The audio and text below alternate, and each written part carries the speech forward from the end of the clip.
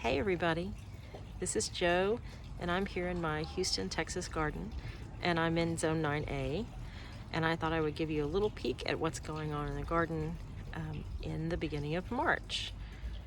So our native Texas bluebonnet, it's a little lupin and it is the state flower.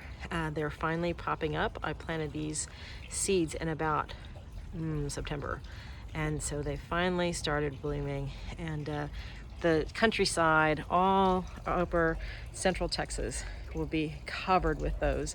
There are already incredible fields of them to be found in sort of the little southern half of central Texas where it's been a little bit warmer. Well, of course, Miss Doubtfire is right in the picture this evening. So I was gonna give you a little quick look here, but the big news is that I had all of that foundation work done along my driveway where all of most of my climbing roses are. I'm gonna walk you over there. This is gentle Hermione. I can't walk past it without showing it. Look at that. Amazing. So down the driveway, I have a bunch of climbing roses, one of which is called Climbing Iceberg. It was here even before we moved in. And so it's probably 20 years old. And we had foundation work. And I thought, well, that thing is gonna get killed. I was worried about all of them. But the foundation company was amazing.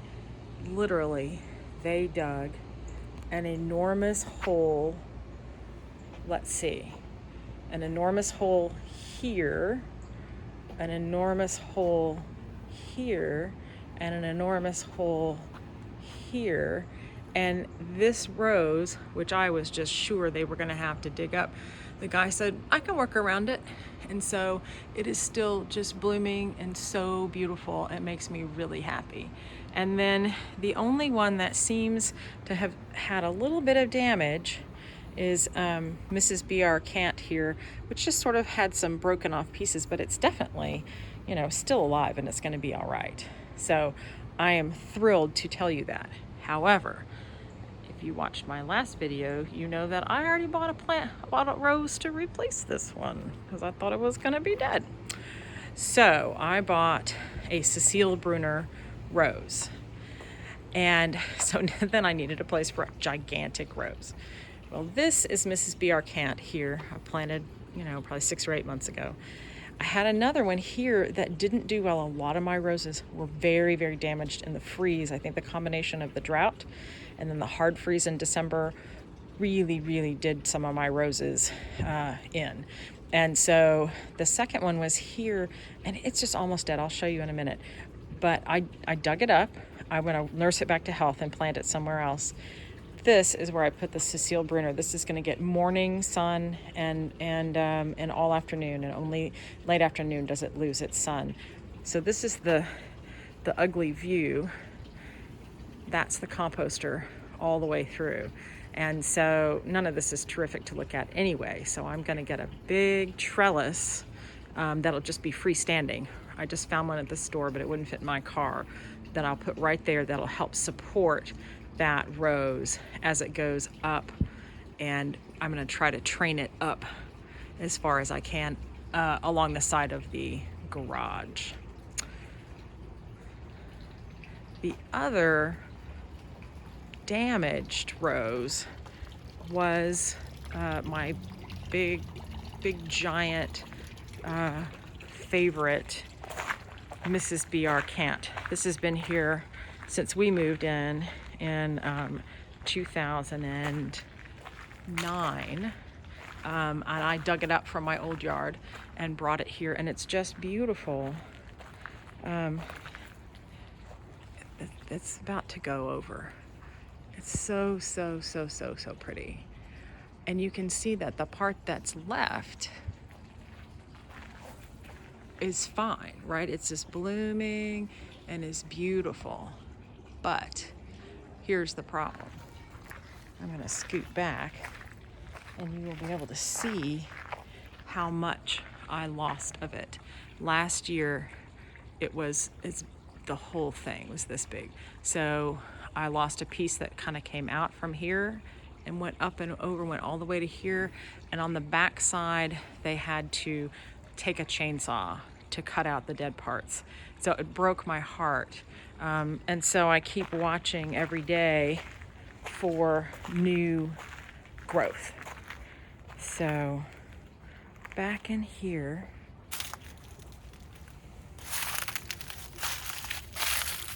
you can see where we had to take a chainsaw to it. But it's already got new growth coming this way and that way over there, and I'm hoping something will come up on the other side and fill this in. And then I've already seen a few new chunks. I'd like something to go that direction, but there's just not much to work with on this incredible, this big thing. It just breaks my heart that we lost so much of it. But again, I think that's because of the drought and my bad of not taking care of it properly and watering it as I should, but sort of letting it be on its own. And then this freeze was pretty hard. So cross your fingers for this rose. The rose that I dug up, the little Mrs. BR Cant that looked terrible that I dug up by the fence, I have put in a pot with the best soil you can imagine. I just watered it in with sort of a liquid, really mild liquid seaweed. You can see even the leaves are kind of yellow, and so it's going to be partially shaded back here, and I'll nurse it back to health. And it may take, until the fall, until it's ready to go back in the ground. There's the air conditioner, sorry.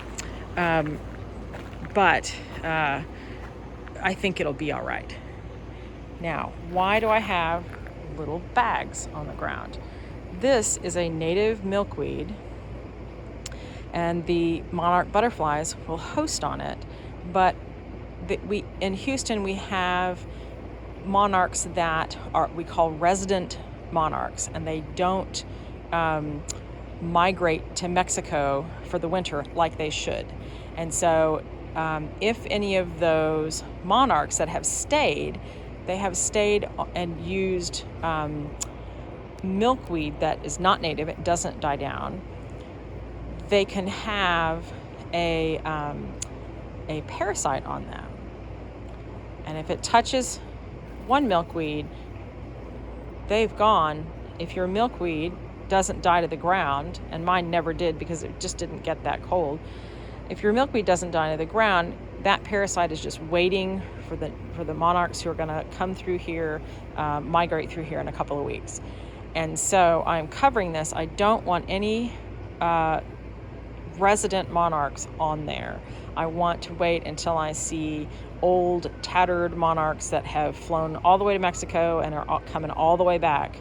I want them to be able to come here and have some nectar and have nectar on other things in my yard and lay their eggs on this, because I know it doesn't have any of the parasite called OE on it. Now, I also have my little cage here because some of these milkweeds, you can see they're blooming under there. Some of these milkweeds had little seed pods, and I was going to harvest them, and then I missed them, and they exploded, and their seeds were strewn about like they would be in nature.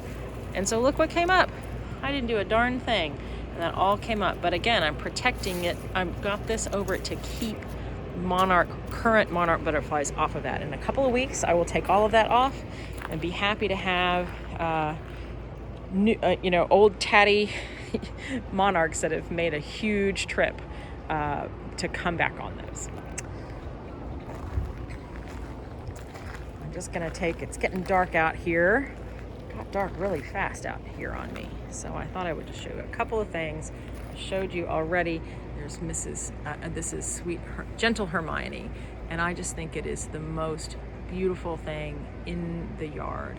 And there's a lot of competition for pretty things. It starts out that color and then it kind of fades to this sort of peachy cream, just glowing. So beautiful. The things that are doing the best in the yard really are my roses. So I'll get this one before I go over. This is the stalwart Nearly Wild, which has been gorgeous the whole winter, really has bloomed the whole winter. And my little 290 pink buttons have popped out and look so cute.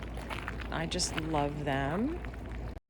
And they're just teeny, teeny, tiny, tiny, tiny little guys. So sweet. I'm having trouble focusing, maybe because it's kind of dark out here. Here is Souvenir de la Malmaison, which is so, so beautiful, and it makes a really big bloom. But again, in that freeze, I lost the other half of this rose, and I had a second one here, and it died completely. A new favorite this year for me has got to be this Clotilde Superbe. I mean, my goodness, just so delicate and beautiful, and it just keeps on blooming. I'm really impressed, and it keeps its petals for a really long time, and it's just wonderful. I'm really impressed. And it's probably, this is going to be the last rose because it's just getting too dark. This is Rockwall Sesquicentennial, and I love it. I love it more in its little bud shape. It opens up at real pom-pommy. And then, oh gosh, the last thing, I've got to show you these geraniums one more time. Wow, I'm so thrilled with these geraniums. And here's the other one. And that's just crazy. I'm so happy. I love it. Well, I hope you guys have a great evening, and I would give us another look at the garden a little more in a few days, because there's so much to show you, because it's all coming up. But the problem is, it's getting dark. Bye-bye, y'all.